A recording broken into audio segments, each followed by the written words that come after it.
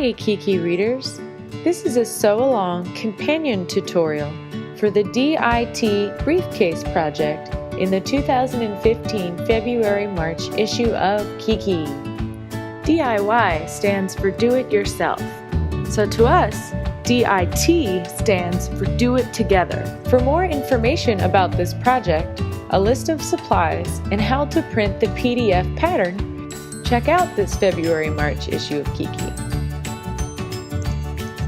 Just so you know, this tutorial shows you how to sew a briefcase. But if you don't have access to a sewing machine, or you're still really intimidated by sewing, you could also try using fabric glue. I recommend using Eileen's quick drying fabric fusion glue. I think it works really well. But the problem with using glue is you're going to have to work a little slower because you'll have to wait for the glue to dry. But if you put a line of glue where we are sewing lines, and then either pinch it together or use clothespins to hold it together while it dries, it should come together the same way. So you could try to follow along with this tutorial using glue instead of a sewing machine. When you print off your PDF pattern, these illustrations are included of what your pattern should look like. Make sure to carefully read all the directions on the pattern and line up all those yellow rectangles when taping your pattern together. This is the key of symbols on your pattern. The black notch means that you need to cut a tiny little slit in the fabric where that notch is before you unpin the pattern, and that's so that later you can put things together and match the notches. The yellow rectangle is how you match your pattern pieces together so that you can tape them in the right places. And the last symbol means that you need to line that edge of the pattern on fabric that is folded in half on the folded edge. This doubles the pattern, kind of like when you draw half a heart on a folded piece of paper and you cut it out and unfold it and it has doubled. It's the same idea. Now that you understand the printed pattern, pin the pattern pieces to the fabric and cut them out. This is me pinning the strap. See how the end of the pattern is lined up with the fold so that it will be doubled? Then I cut the inside folder pieces. That piece needs to be cut 4 times on the fold, so you will have 4 folded pieces. Then I pinned and cut out the large bag piece. This piece is on the outside, like the strap, so I wanted it to be really decorative. Next, I looked for all of the black notches on my pattern pieces and I cut a slit, a tiny little slit, through the pattern and the fabric to mark those places. Once everything was cut and all the notches were marked, I unpinned and took all the pattern pieces off.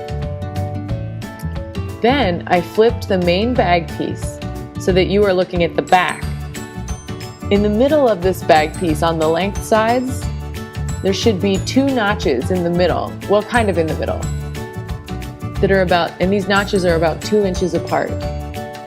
This is where we're going to pin the small edges of the strap. So there should be 2 really long edges of the strap and 2 edges that are 2 inches. So match the 2-inch sides of the strap in between the notches that are in the middle of that bag piece. But make sure the strap is straight and not twisted. So pin those in place, perpendicular to the edge of the fabric, and sew a straight line over those pins a 1/2 inch away from the edge. Lay out your large piece of fabric with the straps attached, with the side that you sewed the straps to facing up. Notice that there is a long side with curved edges and a shorter side that ends in corners instead of curved.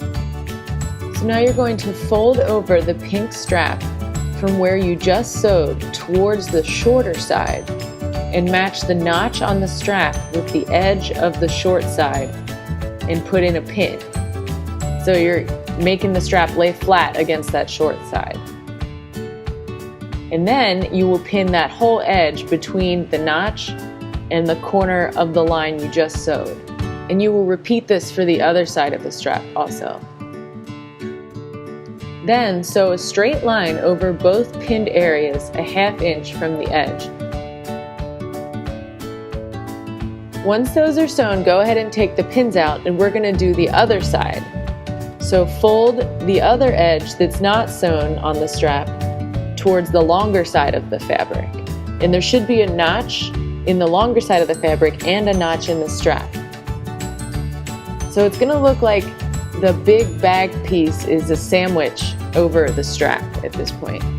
So match the notches and put a pin in place, and then pin between the sewn corner and the notches, just like before. And do that to both sides.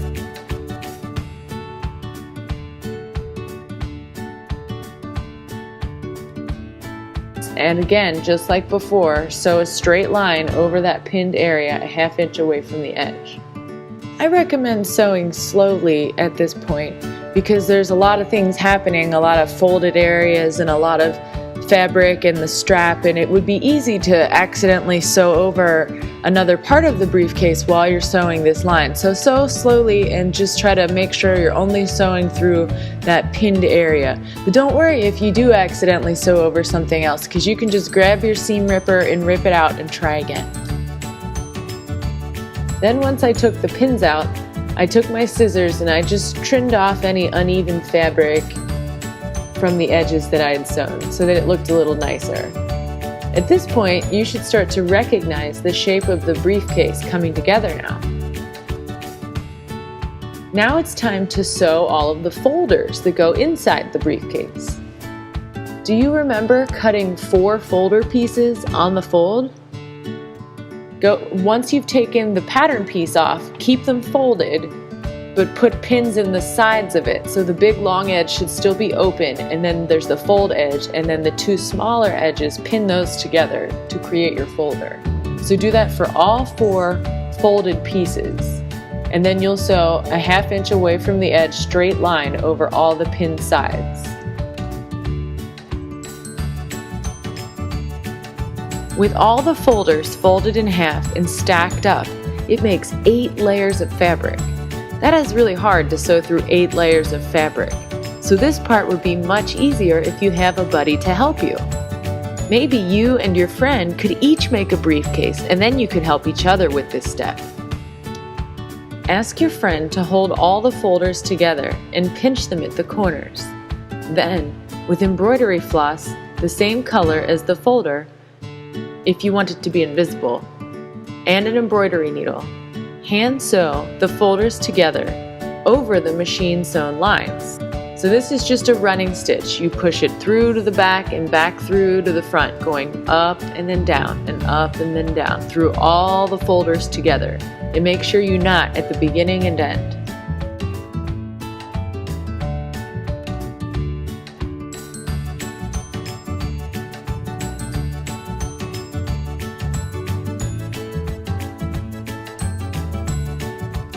Once your folders are sewn together, you can put them in your bag with the openings of the folders at the top.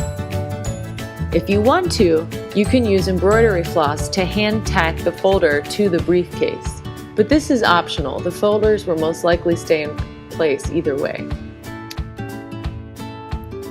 Now, I'm going to add the handle and the buckle closures. Take your 2 belts and a pair of scissors. Cut around 3 to 5 inches away from the buckle on each belt, and then also the other end of each belt. Cut that 3 to 5 inches away. My belt was a fabric braided belt, so when I cut it, it started to fray. So I put some fabric fusion glue in the edges and waited for it to dry to keep it from fraying. Also, with your leftover pieces of your belts, cut an 8-inch strip, and that will be the handle of your bag. I went ahead and put the end of the belts that I cut off into the buckle and closed both buckles so that I knew how I wanted them to line up on the bag.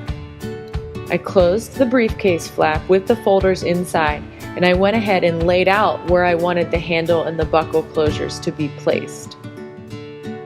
I made sure that the buckle end was on the flap and that the other end's edge was on the other side of the fabric so that it'll hold it together when it's all closed.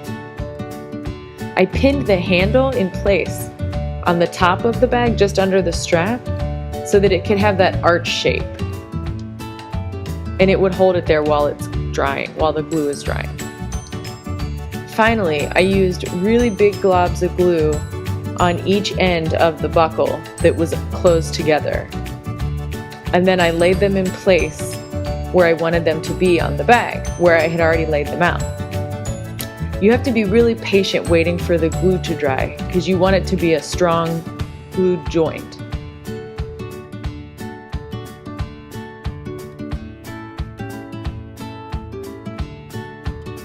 Then with the handle pinned in place, I lifted the edges that weren't pinned and I did huge globs of glue under that. We're using so much glue because these areas are going to get a lot of use and we want to make sure they stay put. I left the pins in while the glue dried and took them out later. If you think your briefcase is going to get a lot of use, you may want to reinforce the glued areas by hand sewing just behind the places where you glued. This is optional, but it would really make sure that it stays put for the long term. You could probably use embroidery floss for that also. When your glue dries, if you think the glued areas are strong enough, then that's fine too. You can just stick with that. This project is a big project and it has a lot of steps and it's kind of challenging at times. So it's okay if you get a little confused or even a little bit intimidated, but I think that you can do this project. And I know that how you get better at sewing and doing these kinds of projects is by trying and practicing. Even if you mess up a few times, you can always go back and fix it or try again. Good luck on your project and have a great day. The end.